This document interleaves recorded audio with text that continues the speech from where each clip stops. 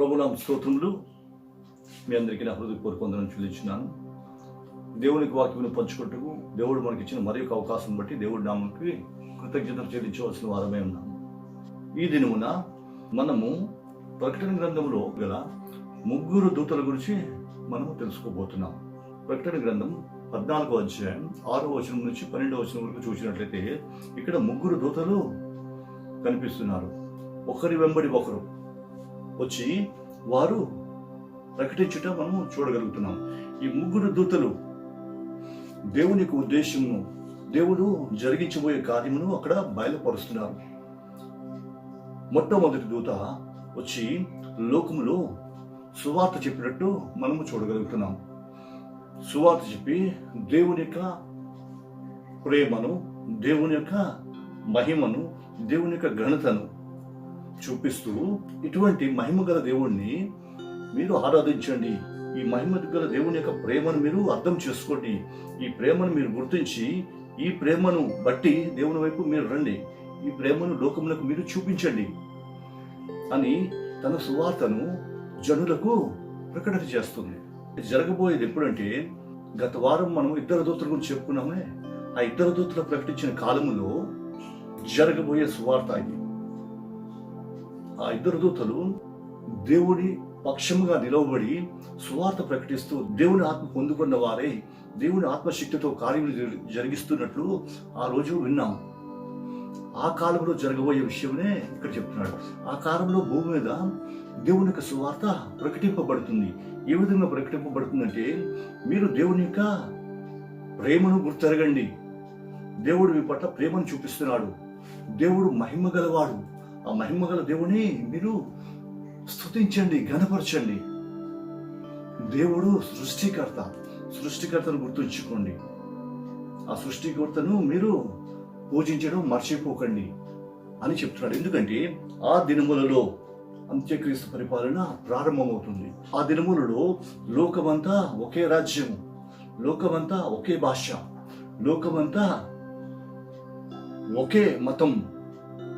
ఇటువంటి పరిస్థితి ఆ దినములలో రాబోతుంది. ఆ సమయంలో ప్రకటింపబడబోయే సువార్త ఇది. దేవుని ప్రజలకు దేవుడు ఇది బయలుపరుస్తున్నాడు. రెండో దూత వచ్చి మహాబబులోనుకు కలగబోయే తీర్పు గురించి ప్రకటిస్తుంది.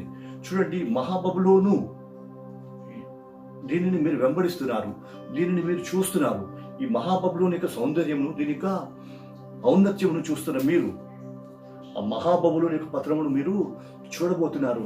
ఆ మహాబబులోని మీద నా యొక్క ఉగ్రతను మీరు చూడబోతున్నారు. కాబట్టి దాని యొక్క కార్యములకు, దాని యొక్క సహవాసములకు మీరు దూరంగా ఉండండి, మీరు దాని సహవాసం నుంచి బయటకు రండి అని దేవుడు ప్రకటన చేయడం చూపిస్తున్నాడు. మూడవదిగా ప్రతిమకు నమస్కారం చేసిన వారి గురించి మాట్లాడుతున్నాడు. ఎవరైతే ప్రతిమకు నమస్కారం చేస్తారో, ఎవరైతే ప్రతిమను పూజిస్తారో, లేక ఎవరైతే ప్రతిమ పేరిట ముద్రను వేయించుకుంటారో వారికి కలగబోయే తీర్పు గురించి చెప్తున్నాడు. ఇటువంటి భయంకరమైన తీర్పు నిత్య నాశనం సంభవించబోతుంది. ఈ నిత్య నాశనమును సంభవించుటకు కారణమైన ఈ ముద్రను మీరు వేయించుకోకూడదు. వేయించుకుంటే మీరు తీర్పులోనికి పోతారు, నిత్య నాశనములకు పోతారు. కాబట్టి దానికి మీరు దూరంగా ఉండండి, ముద్ర వేయించుకోవద్దు. నిర్ణయించుకోండి, మీరు దేవుని ముద్ర కావాలా లేక అంత్యక్రీస్తు ముద్ర కావాలా, ఒక నిర్ణయం తీసుకోండి అన్నది ఈ మూడు దూతల యొక్క ప్రకటనల సారాంశం. దీనంతటి మనం చూసినట్లయితే దీనంతటిలో కూడా దేవుని యొక్క ప్రేమ కనిపిస్తుంది. దేవుడు తన ప్రజల పట్ల, దేవుడు తన సృష్టి పట్ల చూపిస్తున్న ప్రేమను మొట్టమొదటిగా వారిని పవిత్రపరచడానికి, దేవుని వైపు వారి దృష్టి మళ్లించడానికి ప్రకటించినట్లు మనం చూస్తున్నాం. రెండవదిగా, ఎవరైతే బలహీనులై అంత్యక్రీస్తు మోసములకు, అంత్యక్రీస్తు యొక్క వేషధారణకు మోసపోయి అంత్యక్రీస్తుని వెంబడిస్తుంటారు, అతని క్రియలను బట్టి అతనిని వెంబడించుటకు సిద్ధపడతారు, వారికి చెప్తున్నాడు, ఇది మోసపూరితమైన స్థితి, ఇది మోసపూరితమైన శక్తి. ఈ శక్తిని మీరు ఆశ్రయించద్దు, ఈ శక్తిని మీరు వెంబడించద్దు. ఎందుకంటే ఒకనొక దినమున దీనికి నాశనం సంభవించబోతుంది. నశించిపోయే కాలము బహు దగ్గర ఉంది, దాని నుంచి మీరు దూరం అయిపోండి, నా వైపు రండి అని ప్రేమతో పిలుచుట మనము చూడగలుగుతున్నాము. మూడవది, దానికి భయంకరమైన తీర్పు జరగబోతుంది. ఎవరికి? క్రూర మృగమునకు. ఆ క్రూర మృగమునకు కలగబోయే ఆ తీర్పులో, లేక తనకు కలగబోయే ఆ నిత్య నాశనములో ఎవరైతే దాని పేరిట ముద్రను వేయించుకుంటారో, ఎవరైతే ఆ ప్రతి ఒక్క నమస్కరిస్తారో వారందరూ దానితో పాటు నిత్య నాశనములో వెళ్ళిపోతారు అని దేవుడు ప్రేమతో హెచ్చరించడం మనము చూడగలుగుతున్నాం. చూసారా, మొత్తం మూడిట్లో కూడా దేవుని యొక్క ప్రేమనే దేవుడు బయలుపరుస్తున్నాడు. ఇప్పుడు ఒకటిగా మనము చూసుకుందాం. మొట్టమొదటి దూత ప్రకటన చేసినప్పుడు ఏమని ప్రకటన చేసింది? చూడండి, 6వ వచనం. అప్పుడు మరి ఒక దూతను చూచితిని, అతడు భూనివాసులకు, అనగా ప్రతి జనమునకు, ప్రతి వంశమునకు, ఆయా భాషలు మాట్లాడు వారికి, ప్రతి ప్రజకు ప్రకటించినట్లు నిత్య సువార్త తీసుకొని ఆకాశ మధ్యమున ఎగురుచుండెను అని రాయబడి ఉంది. ప్రతి జాతికి, ప్రతి వంశమునకు, ఆయా భాషలు మాట్లాడు వారందరికీ ప్రకటింపబడబోయే సువార్త. ఏటి సువార్త? ఇందులో ఏం చెప్పబడిందంటే, మొట్టమొదటిగా దేవునికి భయపడుడి అని రాయబడి ఉంది. అతను చేసిన సువార్త ఏంటంటే, దేవునికి భయపడుడి, ఆయనను మహిమపరచుడి, ఆయన తీర్పు గడియ వచ్చను గనుక ఆకాశమును, భూమిని, జలధారలను కలుగు చేసిన వానికి నమస్కారము చేయుడి అని చెప్పబడింది. మొట్టమొదటిది దేవునికి భయపడుడి అంటే ఆయనను పూజించుడి, లేక ఆయనను ఘనపరచుడి అని అర్థం. ఎందుకంటే దేవుడు ప్రేమ స్వరూపి, తన ప్రేమను లోకమునకు చూపించిన వాడు, తన ప్రేమను బట్టి లోకమును నడిపిస్తున్నవాడు. దేవుని యొక్క ప్రేమ గురించి ఒకసారి మనం ఆలోచించినట్లయితే, మత్తయి సువార్త 6వ అధ్యాయం 9వ వచనంలో ప్రేమించే తండ్రిగా కనిపిస్తుంటాడు. ప్రేమించే తండ్రిగా తనను తాను చూపించుకుంటాడు. రెండవది, యెషయా గ్రంథం 54వ అధ్యాయం 5వ వచనంలో శ్రద్ధ గల భర్తగా తనను తాను చూపించుకుంటాడు. మూడవదిగా యోహాను సువార్త 15వ అధ్యాయం 15వ వచనంలో ప్రియమైన స్నేహితునిగా తను తాను బయలుపరుచుకుంటాడు. చూసారా, దేవుడు ప్రజల పట్ల ఏం చూస్తున్నాడంటే, బిడ్డలను తండ్రి ప్రేమించే విధమైన తండ్రి ప్రేమను చూపిస్తున్నాడు. రెండోది, సంఘమును, ఒక భార్యను ప్రేమించే విధంగా భర్త ప్రేమను చూపిస్తున్నాడు. మూడవదిగా, ఒక స్నేహితుని, ప్రాణ స్నేహితుని, ప్రియమైన స్నేహితుని, ఎవరితోనైతే తన అంతరంగమును పంచుకోగలరో, ఎవరితోనైతే తనలో ఉన్న బాధను చెప్పుకోగలరో, ఎవరితోనైతే నిస్సంకోచంగా తన స్థితిని చెప్పుకోగలరో, అటువంటి ప్రియమైన స్నేహితునిగా దేవుడు తను తాను చూపించుకుంటున్నాడు. అటువంటి ప్రేమ కలిగిన దేవుడిని మీరు స్తుతించండి, ఆయనను ఘనపరచండి. ఎందుకంటే మీ పట్ల ప్రేమ కలిగి, మిమ్మల్ని ఆదరిస్తూ, మిమ్మల్ని నడిపిస్తూ, మీ పట్ల శ్రద్ధ చూపిస్తూ, మీ యొక్క కష్టములను, నష్టములను విని మీకు సహాయం చేసే దేవుడు. ఆ దేవుడిని మీరు ఘనపరచండి. దేవునికి భయపడండి అంటే దాని అర్థము ఆ దేవుని మీరు స్తుతించండి లేక ఘనపరచండి. రెండవదిగా, దేవుని నామమును మహిమపరచండి అంటున్నాడు. అంటే దేవుని ప్రేమను కలిగి, దేవుడు ఇంతవరకు నీ పట్ల చూపించిన ఆ ప్రేమ, సహోదర ప్రేమ, తండ్రి బిడ్డల ప్రేమ, భార్య పట్ల ప్రేమ, వారి సహవాసము, అదేవిధంగా స్నేహితుల ప్రేమ, అటువంటి ప్రేమను మీరు ధరించుకొని మీలో నుంచి దేవుని లోకములకు చూపించాలి. తద్వారా మీ దేవుని యొక్క నామమును మీరు మహిమపరిచిన వారు అవుతారు. మిమ్మల్ని బట్టి మీ దేవుని నామం మహిమపరచబడుతుంది. కారణం ఏంటంటే, మీ క్రియలను బట్టి నిన్ను చూసిన వారు నీలోంచి నీ దేవుణ్ణి చూస్తారు. నీ దేవుణ్ణి ఎప్పుడైతే చూస్తారో అప్పుడు నిన్ను బట్టి నీ దేవుడి నామానికి మహిమ కలుగుతుంది. సో లోకమునకు చెప్తున్నది రెండవ మాట ఏంటంటే, మిమ్మల్ని బట్టి మీ తండ్రి మహిమపరచబడినట్లు మీ క్రియలు, మీ ప్రవర్తన ఆయన అడుగుజాడలలో ఉండాలి. అంటే లోకమునకు మీ ప్రవర్తనను బట్టి దేవుణ్ణి చూపించగలగాలి. మరో విధంగా చెప్పాలంటే, నశించిపోచిన వారిని ప్రేమించగలగాలి, వారిని ఆ నాశన కూపంలోంచి బయటకు తేవాలి. ఇక్కడ సువార్త ఏం చెబుతుంది? దూత, నాశనం నుంచి బయటకు రండి, తీర్పు గడి వచ్చింది, అని చెప్తుంది కదా. దూత ప్రకటించిన అట్టి విధమైన ప్రవర్తన నీలో కలిగి ఉండి నాశనములకు వెళ్ళిపోతున్న వాటిని బయటకు తెచ్చే విధమైన జీవితమును ప్రవర్తనను నువ్వు కలిగి ఉండాలి. ఇది రెండవ ప్రకటన.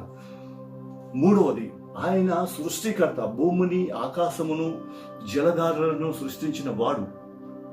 కాబట్టి సృష్టికర్తను మీరు పూజించడం నేర్చుకోండి. ఎందుకంటే ఆ దినములలో, అది అంత్యక్రీస్తు పాలన, ఆ దినములలో మిళితమైన భక్తి ఆ రోజుల్లో కనిపిస్తుంది. పరిశుద్ధమైన ప్రవర్తన, యథార్థమైన భక్తి, దేవునికి ఇష్టమైన భక్తి ఆ దినములలో కనిపించదు. సృష్టి ఆరాధన కనిపిస్తుంది. కారణం ఏంటంటే ఆ దినములలో అంత్యక్రీస్తు పరిపాలన. ఈ అంత్యక్రీస్తు పరిపాలన క్రీస్తు పరిపాలనకు విరోధముగా ఉంటుంది. క్రీస్తు సృష్టికర్తను పూజించమని చెప్తుంటే అంత్యక్రీస్తు సృష్టిని పూజించమని ఆ దినములలో బోధిస్తుంటారు. అట్టి విధమైన శాస్త్రములను, చట్టాలను కూడా తయారు చేస్తుంది. కాబట్టి ఇక్కడ చెప్తున్న దూత ఏంటంటే, మీరు ఏ స్థితిలో ఉన్నా, ఏ దినములలో ఉన్నా సృష్టికర్తను మర్చిపోకండి. ఆ సృష్టికర్తను మీరు పూజించండి. అదే దేవుడికి ఇష్టమైనది. తద్వారా మీరు దేవుని యొక్క ప్రేమను పొందుకోగలరు. ఇది మొదటి దూత యొక్క ప్రకటన. నాశనకరమైన దినములలో జీవిస్తున్నప్పుడు ఈ నాశనకరమైన స్థితి నుంచి నువ్వు విడుదల పొందాలంటే నీ దేవునికి నువ్వు భయపడాలి. ఈ నాశనకరమైన స్థితి నుంచి అనేకులను తిప్పాలి అంటే నీ ప్రవర్తన దేవుని చూపించేదిగా ఉండాలి.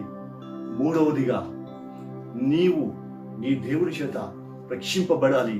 నీ దేవుని చేత ఈ అంత్యక్రీస్తు చేతి నుంచి విడిపింపబడాలి అంటే సృష్టికర్త నీ దేవుడిని పూజించాలి. అప్పుడు నువ్వు విడిపింపబడతావు. ఎందుకంటే తీర్పు గడియ వస్తుంది. ఈ తీర్పు గడియలో ఈ మహాబబులోనికి తీర్పు తీర్చబోతున్నాడు. ఆ సమయములో నువ్వు తప్పింపబడాలి. కాబట్టి ఇటువంటి ప్రవర్తన కలిగి ఉండండి అని దేవుడు ప్రేమతో సువార్త చెప్పడం మొదటి దూత యొక్క ప్రకటనగా మనము చూస్తున్నాం. రెండవ దూత, మహోద్రేకముతో కూడిన తన వ్యభిచార మద్యమును సమస్త జనములకు త్రాగించిన ఈ మహాబబులోను కూలిపోయెను.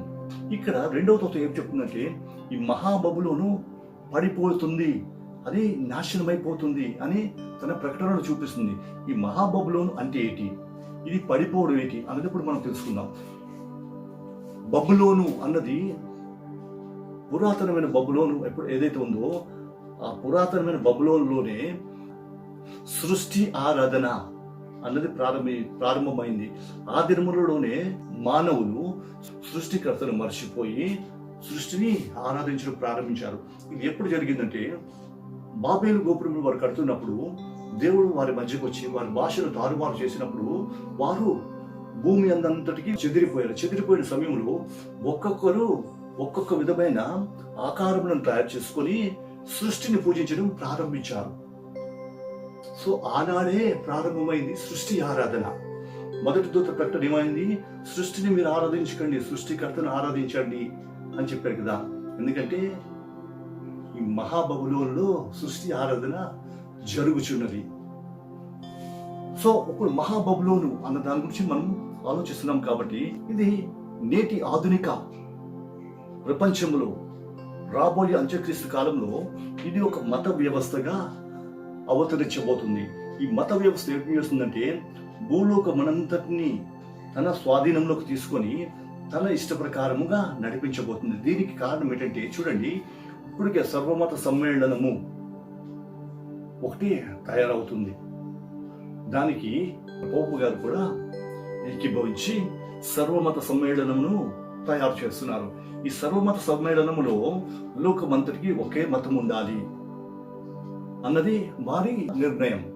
సో ఆ దినములు ఏటవుతుందంటే, సర్వలోకమునకు ఒకే మతం ఉంటుంది. ఆ మతము ఏ విధంగా ఉంటుందంటే, అందరినీ తృప్తిపరిచే విధంగా ఆ మతం ఉంటుంది.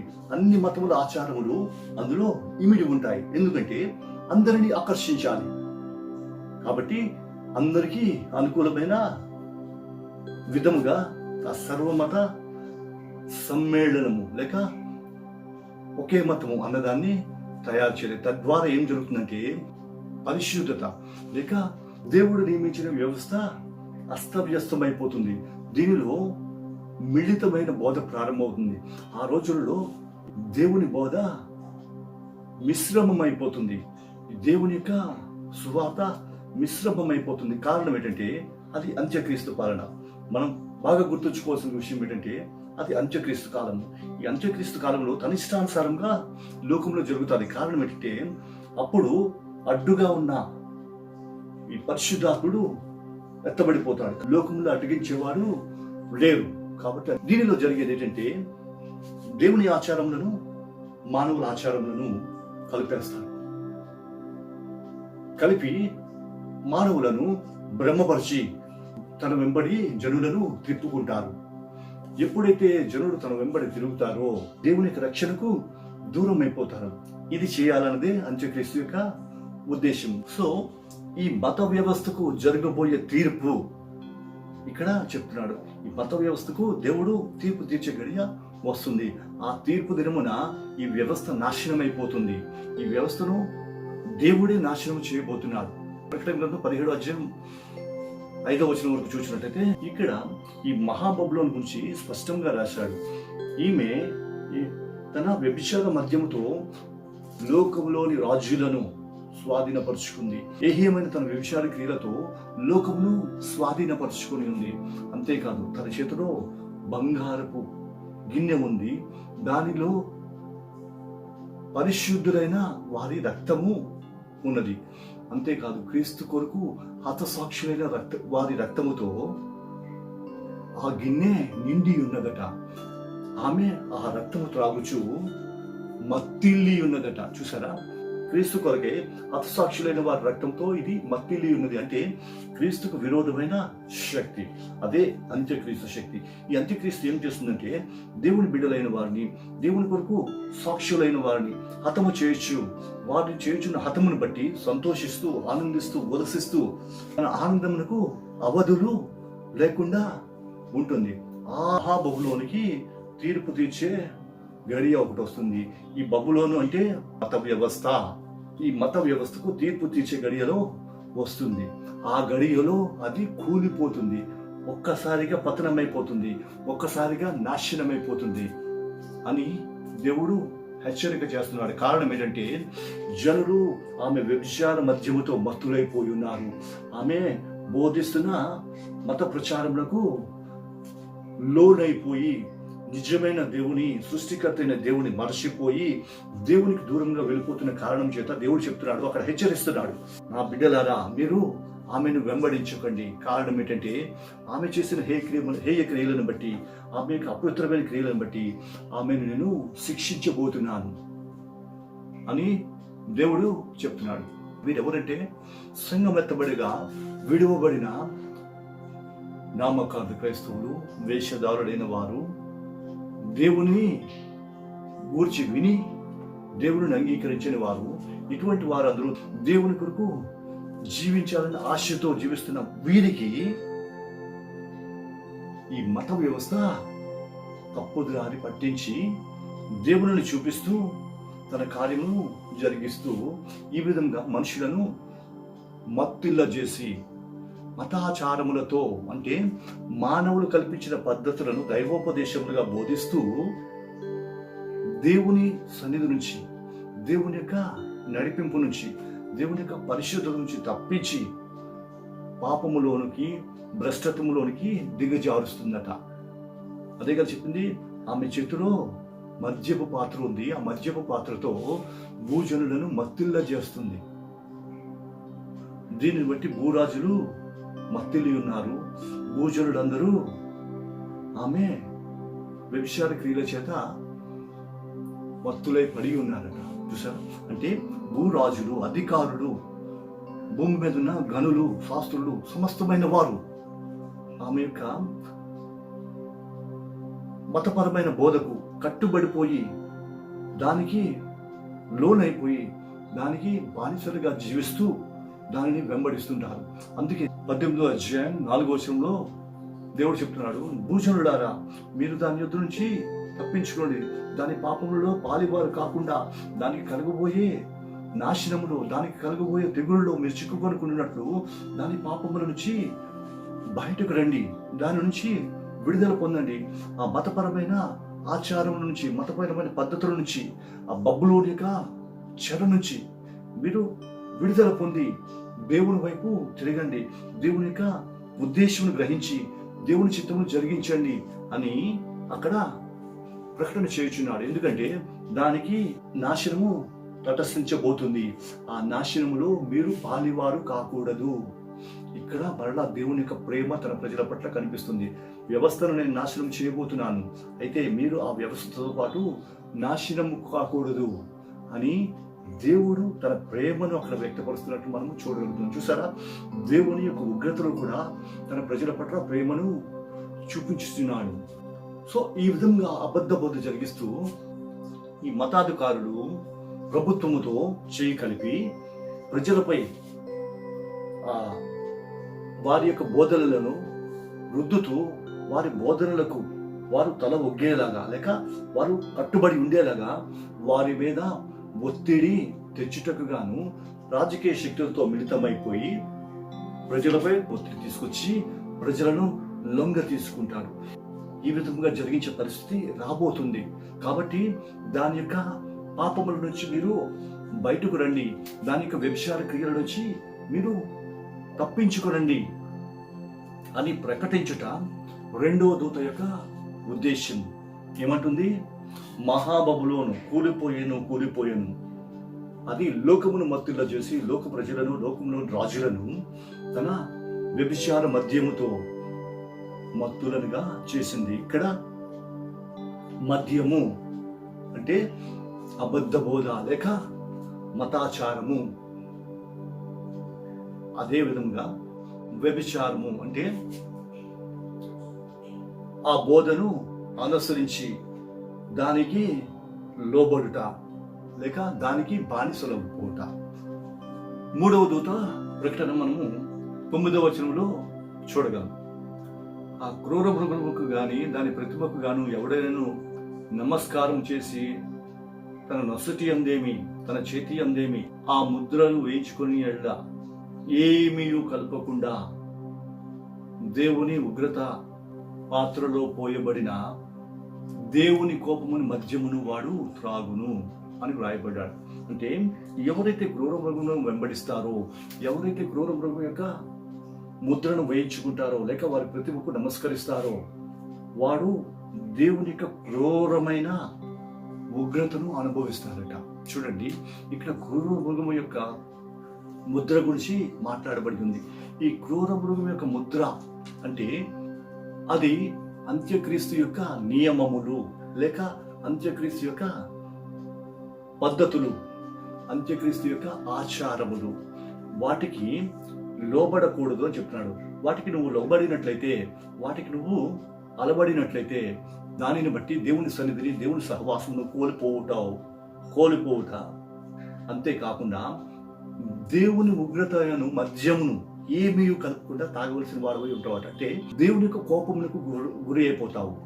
నువ్వు ఎంత విశ్వాసమైనా, ఎంత దేవునితో సహవాసం కలిగి ఉన్నా, ఎంత దేవుని కొరకు జీవించి ఉన్నా, ఎంత దేవుని కొరకు కార్యములు జరిగించి ఉన్నా, ఒకసారి అంత్యక్రీస్తు యొక్క ఆచారములకు, అంత్యక్రీస్తు యొక్క పద్ధతులకు కట్టుబడి లేక లోబడి జీవించావు అంటే దేవుని యొక్క ఉగ్రతైన మద్యమును నీకు ఏమీ కలపకుండా త్రాగిస్తాడట. గమనించండి, చూడండి, ఇక్కడ బబులోను పట్టణము ఏం చేస్తుంది?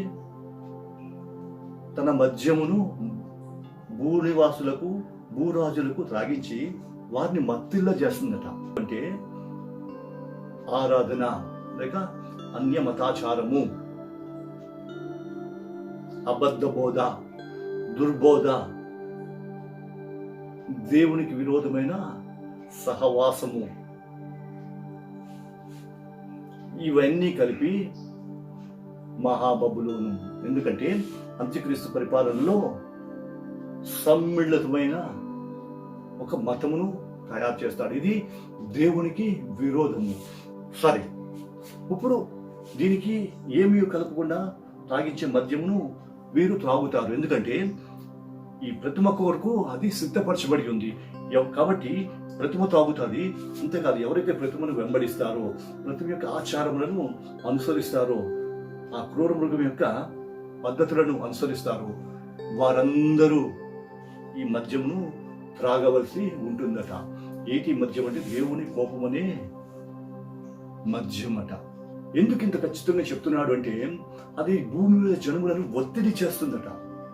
ఆ దినములలో భూమి మీద జనులను ఆ క్రూర మృగం యొక్క ముద్రను వేయించుకున్నట్లు, ఆ ప్రతిమ యొక్క ముద్రను వేయించుకునేటట్లు జనులను ఒత్తిడి చేసి, ఎట్టి పరిస్థితుల్లో మనుషులు వేయించుకునేలాగా భూజనులను ఒత్తిడి చేసి, ఏ విధము చేతనైనను దాని ఆచారములను ఆచరించినట్లు, దాని పద్ధతులను అనుసరించేటట్లు జనుములను లోపరుచుకుంటుందంట. కాబట్టి అటువంటి భయంకరమైన పరిస్థితి వస్తుంది. కాబట్టి ఆ ముద్రను వేయించుకోకూడదు అని దేవుడు నొక్కి చెప్తున్నాడు.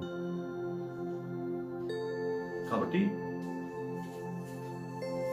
ఇప్పుడు 17వ అధ్యాయం 3 నుంచి 6వ వచనంలో చూసిన మనం ఈ వేశ్య యొక్క క్రియలను బట్టి, తను భూజనులను మత్తిల్ల చేసిన విధానం బట్టి, భూరాజులను తన వ్యభిచార మద్యంతో మత్తిల్ల చేసిన దాన్ని బట్టి దేవుడు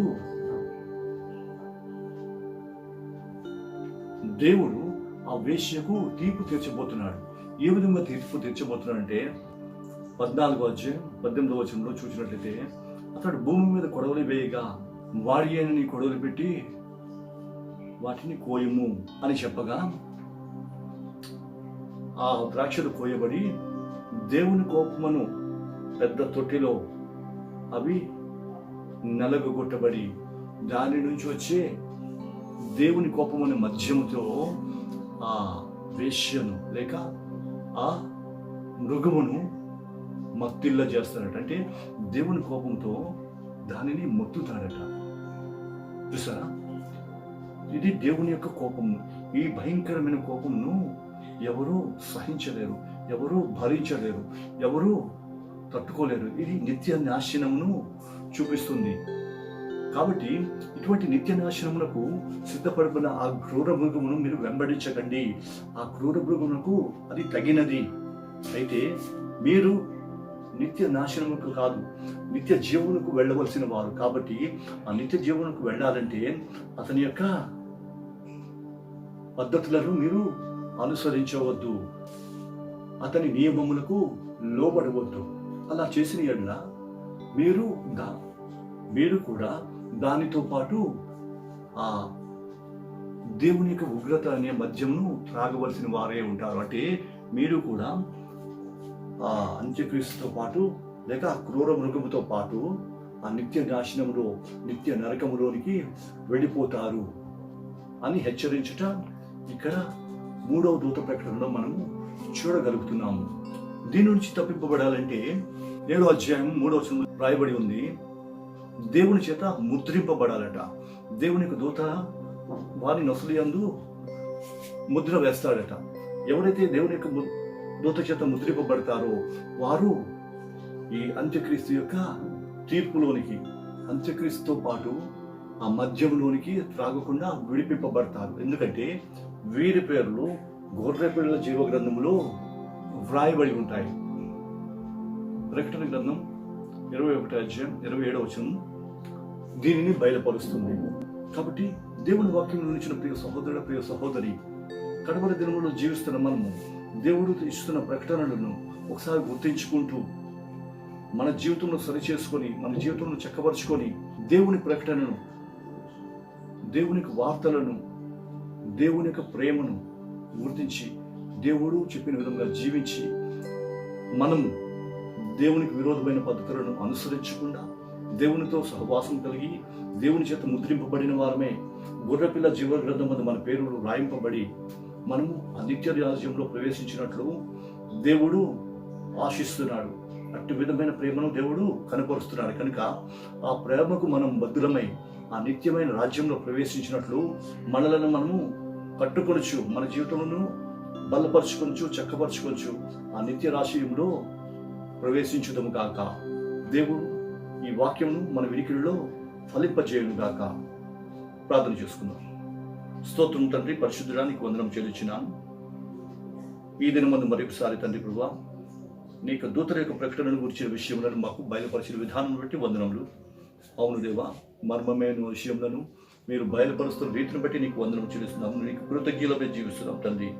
ఇంకనూ తండ్రి ప్రభువా, కడవరి దినములకు మాకు అవసరమైన అనేకమైన విషయములను బయలుపరిచి మమ్మల్ని దినదినము మహిమ నుంచి అధిక మహిమలోనికి నీ సన్నిధిలో మరి దగ్గరకు చేర్చుకొని నీకు నిత్యరాజ్యంలో ప్రవేశించి పర్యంతరము మాకు విశ్వాసమును పరిశుద్ధతను కాపాడుకొని నీ నామమును గణపరిచేటట్టు మమ్మల్ని తీర్చిదిద్ది మహిమను పొందండి.